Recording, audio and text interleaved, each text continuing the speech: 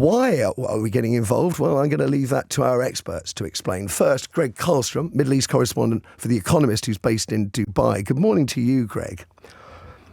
Good morning. Thanks for having me. A pleasure. First of all, what would you make of the significance of the US and the UK now being involved in strikes on territory belonging to three separate sovereign nations? Is that a cause for concern? Everything that's happened over the past 4 months in the Middle East is a cause for concern. I mean, I think to what you said before, these strikes in Iraq and Syria yesterday, they were calibrated sort of to send a message, but not signal an all-out war against Iran. I mean, you've had Republicans in America who've been demanding that Joe Biden strike directly inside of Iranian territory. That's something that America hasn't done since the 1980s, and even then it was attacking Iranian ships in Iranian waters, but not Iranian soil directly.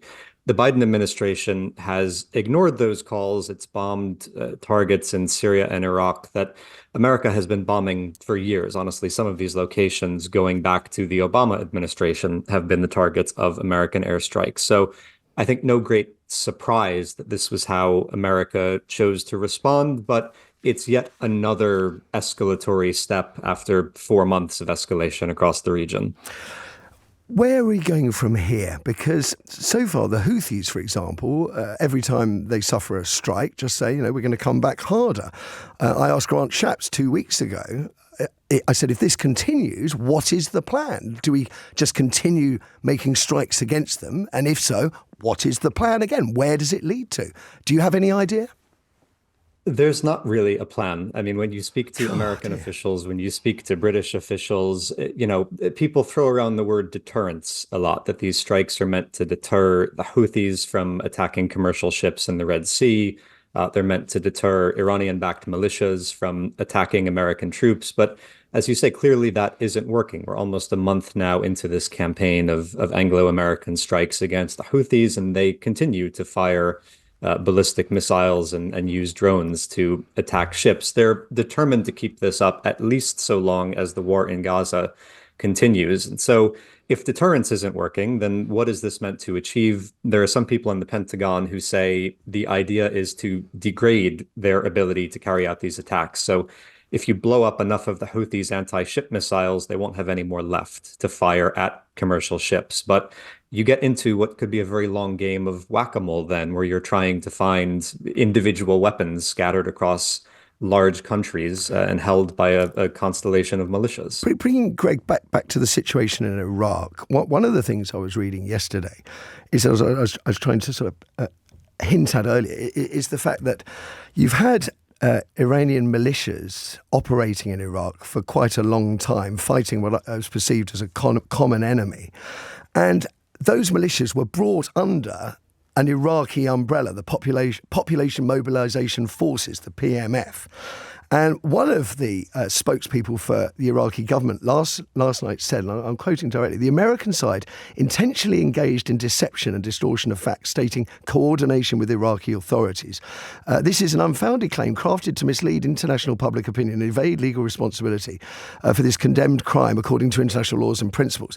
They're essentially accusing America of attacking allies, I think, is what you could perceive, that the Iraqis are saying, these forces, whether they're Iranian or not, were under their umbrella. They have been officially brought under this umbrella of the Iraqi government, but in practice, some of these militias are more powerful than the Iraqi government, and they're not really answerable to what is a very corrupt, very ineffective central government in Baghdad. And that government is now in sort of an impossible position. On the one hand, it does want to maintain this small presence of 2,500 or so American troops that are deployed in Iraq with the Iraqi government's consent to work on counter-Islamic State operations. On the other hand, it has to deal with these militias that are incredibly powerful, that are burrowed into various ministries and parts of the security apparatus, and want to drive the Americans out. And the Iraqi government sort of finds itself caught in between these two competing power centers. Can I, one last question to you, if I may, and this is one that sort of bothers me because academics have tried to explain it to me. Are we, in the UK, have we chosen a side? Are we on a sort of team Sunni versus Shias? Because every time I read the phrase Iranian proxies, what we're actually talking about is Shia militias based in different countries that share the view that they have been persecuted or are persecuted by the Sunnis, Saudi Arabia being a sort of chief operator there, a country, Saudi Arabia, that we're very close to. And I'm just wondering, for the benefit of the listeners, whether that is the case, that we are quietly on one side in this conflict, a side that perhaps we don't need to be on?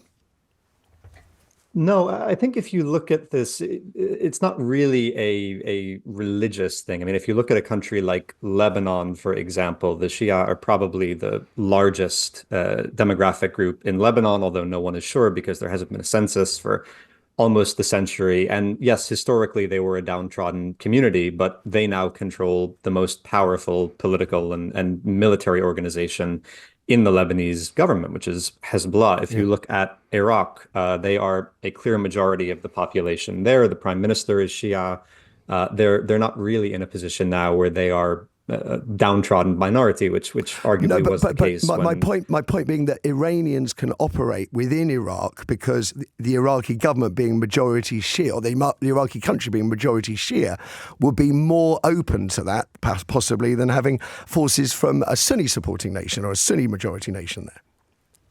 It is more open to it, but it's also, you speak to some people, some Shia in Iraq, some in Lebanon. Not everyone is happy about the fact that you have these incredibly powerful Iranian-backed militias that in both of those countries wield more power than the state. And if you think back a few years in Iraq in 2019, 2020, there was this mass protest movement against the government. That's right. It was largely a Shia-led protest movement. And one of the things that they were bitterly angry about was the fact that the government was in many ways controlled from Tehran and was beholden to the Iranians. So it's not something that even in these countries, the Shia population is entirely happy about. I'll tell you what, that's a great insight there, Greg, a reminder of those protests. I'm indebted to you. That's Gregg Carlstrom, Middle East correspondent for The Economist. I'm going to go straight now over to Mark Laity, former spokesperson for NATO. Good morning to you, Mark. Good morning. Everyone is in danger of sliding in, not because we are escalating, but because we're in a situation which is inherently escalatory. Iran is the emerging power in the region. It wants to see itself gain power, and it's using its proxies as a way of gaining power. So it is the one, if you like, that's on the offensive. So the question is, what do the people who don't like what Iran is doing do about it? If you do nothing, Iran is encouraged. If you do something, there's a risk that you then end up in a spiral of conflict.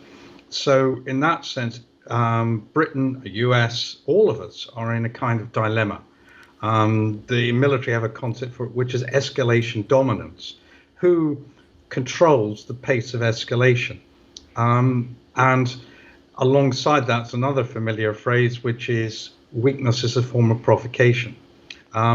Did the Houthis do what they're doing in the Red Sea because we did something or because we did nothing? And that's the issue that they have. Suppose we stopped bombing, attacking them. Will they stop? They have made the link with Gaza, but it's not a legitimate link. It's the link they've chosen to make. And that then gives them control of the Red Sea. Can the world afford to have the Houthis control the Red Sea entrance whenever they want? Well, there's dilemmas all around. On that very last thought, should the world allow? It's not a world situation at the moment. It's the US and the UK. And for those of us who went through Gulf War I and Gulf War II, there are people asking in the message boards, how come we've already had two wars in the region? We've had bombing raids, as we've just been hearing, going on for years from the Americans. It's clearly, demonstrably not working. And yet that appears to be the plan again. Well, I mean, it comes back again. What's the alternative? I genuinely don't know, so I have to say I don't know. Exactly. So in one sense, sometimes we have to be a little bit sympathetic to our leaderships because the obvious alternative simply doesn't exist.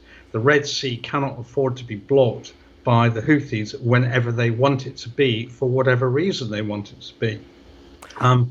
Most of the world, most of the developed world, may have its concerns, but the one thing they don't want is the Houthis in control. So quietly, they're supportive, and they're just not getting stuck in, which then leads to the second point you're making, if you'd like me to continue Please. on that, which is, I was a BBC defense correspondent for 11 years. I was in NATO for 20. I have watched the steady, slow decline of Britain's military power for my entire professional life as a security-related correspondent. So are we capable of fighting a major war? The answer I have to say is basically no. We can do it with NATO, and that's one of the good things about NATO. NATO doesn't require any of us to be totally powerful. It requires us to, in combination, be powerful enough, and we are.